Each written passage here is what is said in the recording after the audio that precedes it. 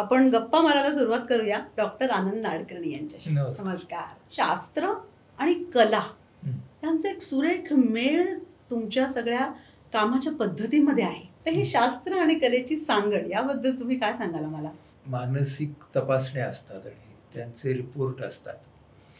तर हे रिपोर्ट ना त्या शास्त्राच्या परिभाषेमध्ये लिहिलेले असतात. म्हणजे नोटेशन नसतं का संगीताचं, पण नोटेशन आणि संगीत ह्याच्यात जो फरक असतो ना तोच फरक रिपोर्ट लिहिलेला आणि आपण तो रिपोर्ट सांगतो याच्यामध्ये असतं. त्यामुळे नोटेशन आपल्याला तसंच दिसणार.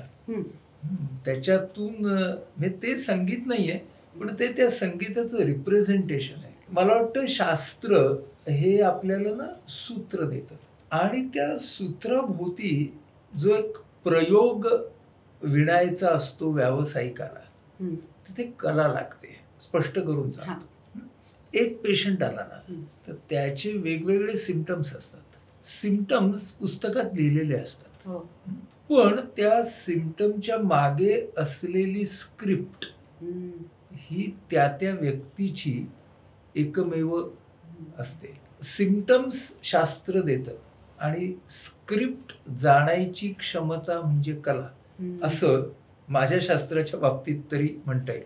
मानसशास्त्र आणि मनोविकारशास्त्र याचं अजून एक वैशिष्ट्य असं आहे की इतर शास्त्रांच्या मध्ये ना ज्ञान आहे, इन्फॉर्मेशन आहे.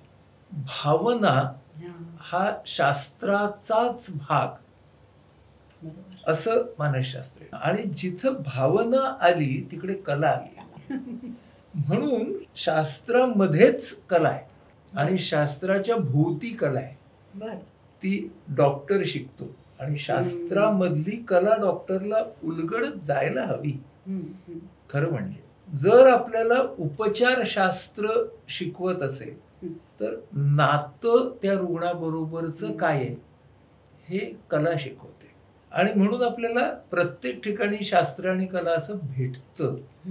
म्हणजे शास्त्र आपण इंग्रजीत शिकतो आणि इंग्रजी मधली माहिती आपल्याला त्या रुग्णाला अनुरूप अशा पद्धतीने सांगायची आहे, तर ती कला आहे. आणि इंग्रजी शब्द आहेत, मग त्याला आपल्याला अनुरूप असे मराठी शब्द, हिंदी शब्द, आपण जी भाषा वापरतो, आपण मराठी वापरतो म्हणून मराठी. म्हणजे परवा असं झालं की डिसऑर्डर, डिसऑर्डरला आपण आजार असं म्हणतो. डिसफंक्शनला काय म्हणायचं? तर मला असा शब्द सुचला की कार्य कंपन, की फंक्शन म्हणजे कार्य आणि ते डिस याचा अर्थ त्याचं कंपन होत आहे. कारण कमी झालं तरी प्रॉब्लेम आहे, डिसफंक्शन आहे, आणि जास्त झालं तरी प्रॉब्लेम आहे. म्हणून मग तो कार्य कंपन हा शब्द आला. तर मला वाटतं की तो कलेचा भाग असला पाहिजे शास्त्रातला. व्यावसायिकाला ना जागृत राहायला लागतं भावनेच्या अंगाने. सायकॅट्रीमध्ये सुद्धा फक्त विचार, ज्ञान, इन्फॉर्मेशन ह्याने तुम्ही गेलात तर डायग्नोसिस उत्तम कराल, ती औषधं किंवा उपचारही द्याल, पण भावना जर तुम्ही लक्षात घेतल्या नाही, तो कलेचा भाग. गडबड काय होते की तुम्ही जे औषध देताय त्यामध्ये नात्याची भर पडली, पेशंटच्या सकारात्मक जाणीवेची भर पडली, तर उपचार जास्त प्रभावी ठरतात. ती बाजू कला नेहमी शास्त्राला देते. पण मग तुमच्या क्षेत्रातले सगळेच डॉक्टर थोड्याफार प्रमाणात कला करत असतात असं काही त्यांनी असावं अशी अपेक्षा आहे. कारण तुम्ही आता सांगताय तर असं वाटतं की म्हणजे मग सगळ्यांनीच ती कला आत्मसात करायला हवी. की ह्या कलेचा प्रॅक्टिसशी संबंध आहे हे आपण अनेकांना सांगितल्यावरती मग ते ही कला वापरायला. पण इतक्या लोकांच्या इतक्या अडचणी, इतके प्रॉब्लेम सॉल्व्ह करणं, आता आपण म्हटलं तसं ते समजून घेणं, त्यांना समजावून देणं, मानसिक भावनिक दृष्ट्या तुम्हाला थकायला होत नाही का? ह्याचं तुम्ही कसा मेळ घालता? ही कला काय आहे? मुळात ना ती एक सवय. ती सवय काय आहे की ज्या वेळेला आपण रुग्णाच्या बरोबर पेशंट बरोबर संवाद साधत असतो तेव्हा पहिल्यांदा तो माणूस आहे हे लक्षात ठेवायचं आणि मग डायग्नोसिस. त्या वेळेला आपण स्वतःला अशा एका कॉन्शियसनेसमध्ये किंवा अशा एका झोनमध्ये हळूहळू आपल्याला टाकता येतं ते. तेव्हा दुसरं काही नसतं. त्यावेळेला फक्त पेशंट आणि मी असतो. तर त्या झोनमध्ये आपल्याला टाकता आलं पाहिजे. तर मी आणि पेशंट यांच्यामध्ये जी आस्था असते, एम्पॅथी, की the doctor putting himself in the emotions of the patient, हे झाल्यामुळे जो धीर मी किंवा माझ्या माध्यमातून त्या रुग्णापर्यंत पोचत असतो ना, त्या धीरामधून जी आशा, होप त्या रुग्णाच्या मनात हळूहळू रुजायला लागली असते, वर यायला लागली असते, तिचा एक अंकुर माझ्या मनात येतो. म्हणून मी थकत नाही. कारण त्या डायलॉग मधून किंवा त्या कम्युनिकेशन मधून ना I am gaining positivity, I am gaining hope. मला त्या रुग्णाकडून त्याचा रेझिलियन्स, त्याचा किंवा तिचा काय पद्धतीने माणसं सामोरी जातात, अडखळतात, पडतात, पण सामोरी जातायत ना, मदत मागतायत ना, हे खरं म्हणजे इमोशनल गेन असतं. आणि त्यामुळे एक्झर्शन येत नाही. कारण तुम्ही लाभार्थी होता भावनांचे, तुम्ही फक्त देत नाही.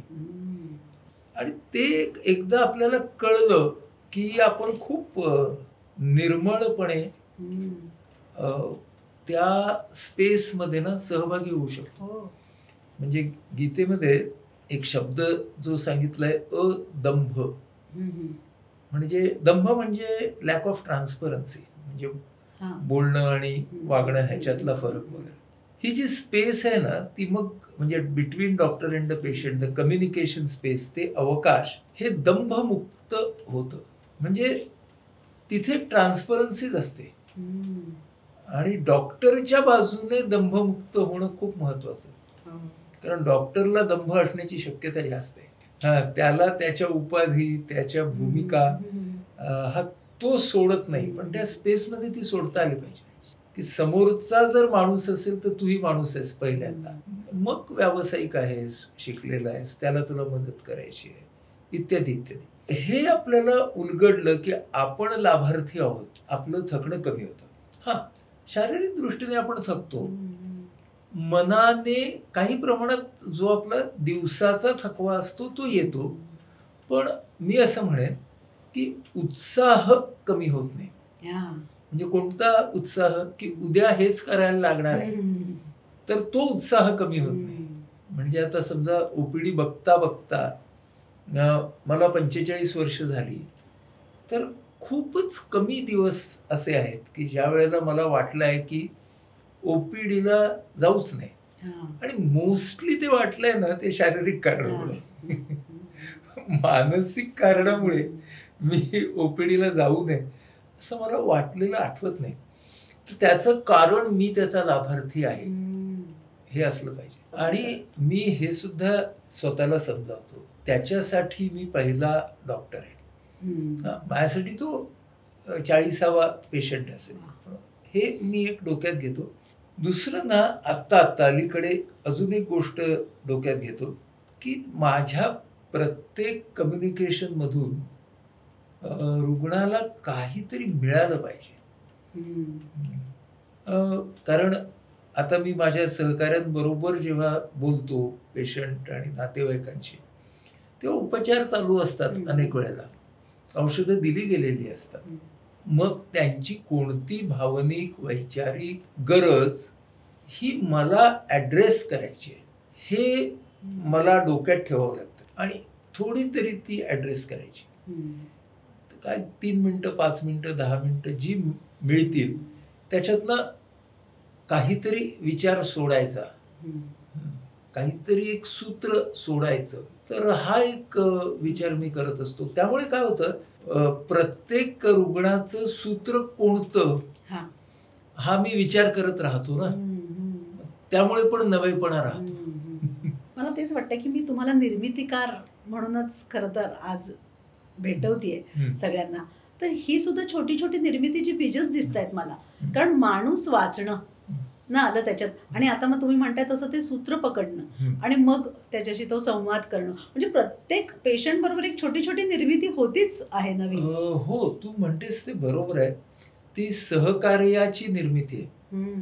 आणि आपण ना पेशंट वाचत नाही, समजून घेण्याचा प्रयत्न करतो. फरक काय आहे ना, हिस्ट्री लिहिलेली असते ना की 3 वर्षापासून याला हा त्रास झाला, तर ती आपण वाचतो. वाचल्यावरती आपण जे प्रश्न विचारतो त्याच्यातून समजून घेणं सुरू होतं. समजण्याची प्रक्रिया असते की नाही, तर ती प्रत्येक भेटीमध्ये वाढू शकते. कारण ती स्टॅटिक नाही आहे.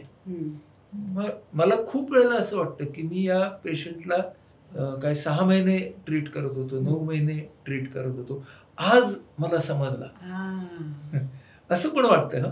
आणि कधी कधी असं वाटतं की पहिल्या 10 मिनिटात समजलं असं वाटतं. म्हणजे ते वाटणं असतं, ते आपण निष्कर्ष असा घ्यायचा नाही.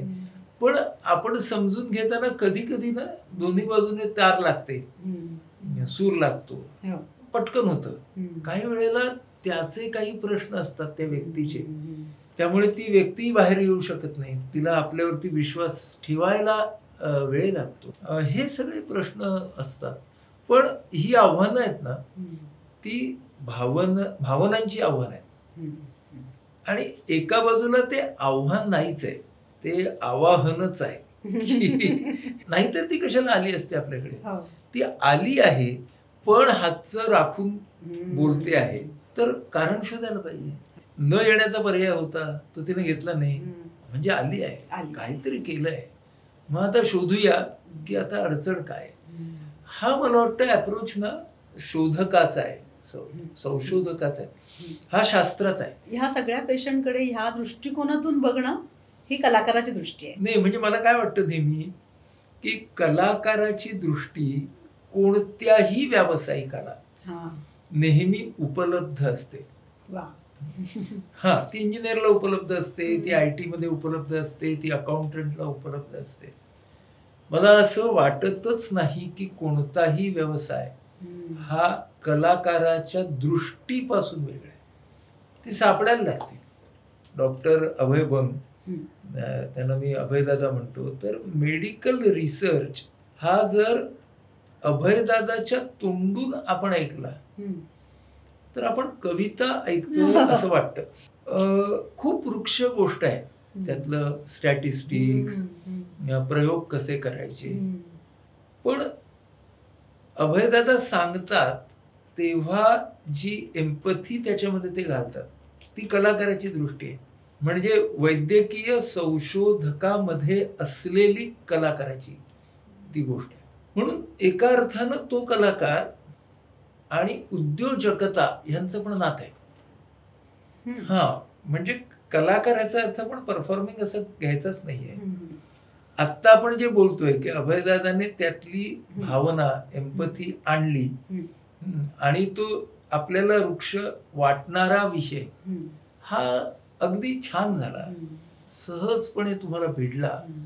ही दृष्टी प्रत्येक व्यावसायिकाकडे उपलब्ध असते. आपण आपल्या आवाहन ऐपीसाठी करता शेतकरी नावाची एक मालिका बनवली, तर ती आपण सह्याद्री फार्म्स नावाच्या कंपनी सोबत बनवली. तर या सहकारी कंपनीचे जे चेअरमन आहेत विलास शिंदे म्हणून, तर त्यांच्याकडे मी आणि टीम आपली बाकीची, आम्ही जे कंटेंट किंवा काय करायचंय, आपण नेमकं काय करणार आहोत ह्या सिरीजमध्ये, ज्याच्यात आपण उद्योजकता आणि शेतकरी या गोष्टींचा वेध घेतो. तर आता आपला शेतीशी काही संबंध नाही, म्हणजे शेतीचे सगळे भाग आपण खातो जे ग्राहक आहोत, पण शेतकरी माहित नाही आपल्याला काय, पेपरातून येणाऱ्या बातम्या, आत्महत्या, कर्जमाफी वगैरे. म्हणजे वैद्यकीय भाषेत म्हणायचं तर त्यांनी आमचं क्लिनिक घेतलं, प्रोफेसर जसे क्लिनिक घेतात तसं. त्यांनी 1.5 तासामध्ये जो शेती नावाच्या गोष्टीचा एक पूर्ण पर्स्पेक्टिव्ह कॅनव्हास होता आणि ते चित्र काढत होते. आणि ते जे भिडलं, कळलं की हा अरे शेती अशी असते, शेतकरी असा असतो, हे समजून सांगणं ना, ही कलाकाराची दृष्टी आहे. म्हणजे ते उद्योजक आहेत, ते स्वतः ऍग्रिकल्चरल इंजिनियर आहेत, म्हणजे ते व्यावसायिकही आहेत, पण कसं सांगायचं ती दृष्टी उपलब्ध असते प्रत्येकाला. मग ती डॉक्टर म्हणून अभयदादांना असते, शेतकरी उद्योजक म्हणून विलास शिंदेंना असते. त्यामुळे मर्म उलगडणं हे मला वाटतं त्यासाठी कला लागते. हा तुमचा नजरिया जो आपण म्हणतो तो एक आत कलाकार असतो म्हणूनच निर्माण होतो. म्हणजे एक दाद तुम्ही देताय एका अर्थी त्यांना, तर ती दाद आपण पण आतमध्ये कलाकार असतो म्हणून त्या पद्धतीने आस्वाद घेऊन देऊ शकतो, नाही का? अगदी करेक्ट. म्हणूनच असंही करता येतं, हे उपलब्ध एवढं आपण म्हणायचं की उपलब्ध आहे, सगळ्यांना उपलब्ध आहे. माणसं का वापरत नाहीत? एकतर ना, त्यांची जी व्यवसायाच्या मागची उद्दिष्ट असतात ती भौतिक उद्दिष्टांमध्ये खूप जास्त सीमित असतात. म्हणजे मी सुद्धा जी 2 उदाहरणं आत्ता दिली, त्या दोघांची उद्दिष्ट ही भौतिक उद्दिष्टांना पार करून खूप पुढे जाणार आहे. तर मला असं वाटतं उद्दिष्ट फार महत्वाचं आहे व्यावसायिकाचं, फक्त डॉक्टरचं नाही. त्या व्यावसायिकाच्या उद्दिष्टांमध्ये भौतिक बरोबर भावनिक, आणि भावनिक या अर्थानं की मला स्वतःला अधिक चांगला माणूस बनवण्यासाठी माझा व्यवसाय हे साधन आहे, हे लक्षात घेणं, आणि माझ्या बरोबर मला स्वहिताकडून परहिताकडे, परहिताकडून सर्वहिताकडे जायचं आहे, हा जेव्हा दृष्टिकोन व्यापक होतो तेव्हा त्या व्यवसायातला कलाकार त्या व्यक्तीला सापडतो. म्हणजे ना, अकाउंटंट सुद्धा कलाकार होऊ शकतात. माझ्या ओळखीचे एक सॅप कन्सल्टंट आहेत इंडस्ट्रीमधले. त्यांच्या बरोबर काम करताना ते जेव्हा सॅपचं ट्रेनिंग घेतात, माझा काही संबंध नाही सॅप सिस्टीमशी वगैरे, पण आम्ही औद्योगिक क्षेत्रात काम करतो म्हणून एकदा बसलो त्या ट्रेनिंगला. त्यांनी ते ट्रेनिंग, त्यांच्या ज्या स्लाइड्स होत्या ते इतक्या छान होत्या, म्हणजे ती कळकळ त्यामध्ये होती. हा, ही सॅप सिस्टीम आहे, त्याचे 1 2 3 4 आहेत, हे असं करा म्हणजे तसं होईल, असं नव्हतं. तर हा जो हितकर भाग आहे की मी जे सांगतोय ते तुमच्या हिताचं आहे, पण हे तुम्हाला कळलं तर पाहिजे की हिताचं आहे. तर ते सांगताना सांगणं त्या पद्धतीनं फक्त आकर्षक नाही, मला असं वाटतं की त्यामध्ये ते मर्म सुद्धा आलं पाहिजे. तुम्ही मला शिकायला हवंय, कारण ना त्यातली मज्जा आहे आणि ती मज्जा मला येते, तुम्हाला पण येऊ दे. हे व्यावसायिकाला वाटलं पाहिजे, हे शिक्षकाला वाटलं पाहिजे. मी आता शिक्षकांवरच येणार होते. काही शिक्षक आपल्याला आवडतात, विषय जो आपल्याला आवडत नसतो, पण शिक्षक आवडतात म्हणून तो विषय आवडायला जातो. पण तुम्ही आता म्हणताय तसं पोहोचवण्याची कला. म्हणजे जसं विवेकानंद जेव्हा रामकृष्ण परमहंसांच्याकडे जायचे, तर तेव्हा पहिल्या काळामध्ये त्यांचा अजिबात विश्वास नव्हता रामकृष्णांवर. तर रामकृष्ण त्यांना एकदा विचारतात की तुला पटत नाही मी काय सांगतो ते, मग तू येतोस कशाला? तर ते म्हणतात मी तुम्हाला ऐकायला येत नाही, पाहायला येतो. असं विवेकानंद म्हणतात. त्यातला अर्थ काय आहे? सहवास भावना ह्या मला तुमच्या आवडतात. आता ऍट दॅट पॉइंट विवेकानंद हे डिस्क्रिमिनेट करू शकतात की वैचारिक पातळीवरती तुमचे आणि माझे मतभेद आहेत, पण भावनिक पातळीवरती तुमचं ममत्व आहे ना, ते मला फार छान वाटतंय. आणि पुढची गंमत अशी आहे की हे म्हटल्यावरती रामकृष्ण आनंदित होतात की तू मला अदंभ ट्रान्सपरंटली तू मला हे उत्तर दिलंस. हे नातं आहे ना गुरु शिष्यांचं. म्हणजे ही शिक्षकाची कला आहे. म्हणून शिक्षक सुद्धा ही कला आणू शकतो. म्हणजे माझे वडील रसायनशास्त्र शिकवायचे, ऑर्गॅनिक केमिस्ट्री. तर ऑर्गॅनिक केमिस्ट्री खूप इव्हॅपोरेट होते. शिकताना असं पटापट वाटतं, हे इक्वेशन ते इक्वेशन, नंतर काही लक्षात राहत नाही. तर परीक्षा जेव्हा यायच्या तेव्हा माझे वडील, त्या काळात फक्त ब्लॅकबोर्ड्स होते, तर ते काय करायचे, आम्हाला एक फाउंटन तयार करून द्यायचे, म्हणजे लिहायचे येऊन, मग त्याचं फाउंटन काढायचे, मग तिथून काही समीकरणं चालू व्हायची, इथून काही समीकरणं चालू व्हायची, मग एक गार्डन तयार करायचे. हा, आणि ते जे सगळं लिहून आम्हाला द्यायचे आणि लिहिताना बोलायचे, बोलताना लिहायचे, आणि मग ती अशी कलाकृती असायची की काही चित्र काढलंय त्याने, आणि मग तो असा फळा असा आहा.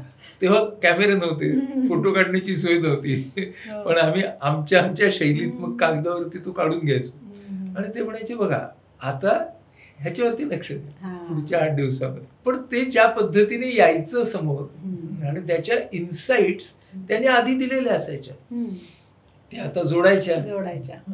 तर ही शिक्षकाची दृष्टी आहे ना, म्हणून शास्त्र आणि कला ही आहेच एकत्र. डॉक्टरकीचा अभ्यास पूर्ण करत असतानाच तुमच्या मनामध्ये आपण IPH सारखी संस्था, त्याचं स्वप्न म्हणूया किंवा ध्यास म्हणूया, तुम्ही त्या वयात घेतलात, पण हे इतक्या तरुण वयात मनात यावं आणि मग त्याचा ध्यास घेऊन ते परिपूर्णतेला पण न्यावं, तर तुमच्यातला निर्मितीकार त्यावेळी पण तसाच जागा होता, आणि ते बीज संकल्पना तेव्हाच रुजली. संस्था काढणं ही पुढची गोष्ट झाली, पण कलेचा संदर्भ असा आहे की माझा वैद्यक शास्त्राकडे बघायचा दृष्टिकोन बदलण्यासाठी एक पुस्तक महत्वाचं होतं, कारणीभूत ठरलं. मेडिकल नेमेसिस नावाचं आयव्हान इलिच नावाच्या लेखकांचं हे पुस्तक आहे. ते मी सेकंड MBBSला दिनकर गांगल्यांनी मला ते वाचायला दिलं. ग्रंथालीचे ही चळवळ ग्रंथाली चालू झाली होती तेव्हा, आणि ते म्हणाले की ह्याचं मला मराठी रूपांतर भाषांतर हवंय. तर मी म्हणालो की मी त्याचं भारतीकरण करू का वाचल्यावरती, आणि तिथं मी ते वाचायला लागलो. त्या निमित्तानं मी पहिला अभ्यास, स्वाध्याय म्हणूनचा अभ्यास, परीक्षेबाहेरचा अभ्यास करायला लागलो. त्यातून मला आरोग्य म्हणजे काय ते समजायला लागलं. त्या आरोग्यामधलं मानसिक भावनिक भागाचं प्रयोजन काय, महत्व काय ते कळायला लागलं. म्हणून मी सायकॅट्री घ्यायचं ठरवलं, आणि म्हणजे तिथे पुस्तक आलं.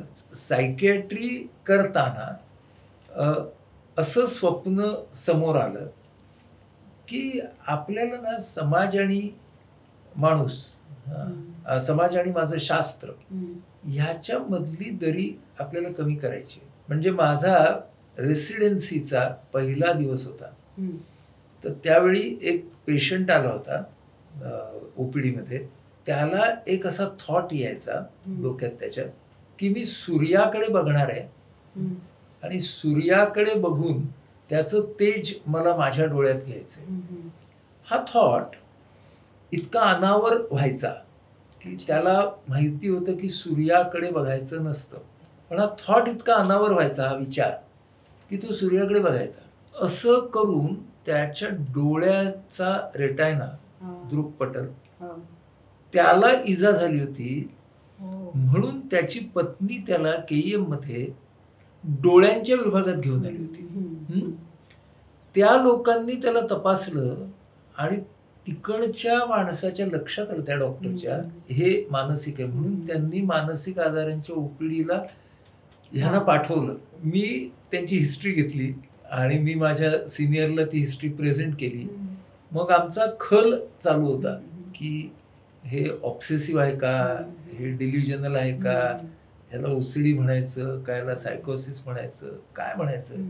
आणि तो झाला, त्याला खल झाला, आमचा डिस्कशन झालं, त्यांना औषध दिलं. OPD संपली आणि मी बाहेर पडलो, तेव्हा ती बाकं सगळी ठेवलेली असायची OPDच्या बाहेर. तिथे ना त्या बाई त्या नवऱ्याला आणलेला डबा भरवत होत्या. म्हणजे हे दृश्य माझ्यासाठी खूप महत्वाचं होतं, महत्वाचं राहिलंय पहिल्या दिवसाचं. आणि माझ्या पुढे चॉईस काय होता की मी तसाच पुढे जाणार. तर मी हसलो तिच्याकडे बघून. ते असल्यावर ती म्हणाली, या ना खायला.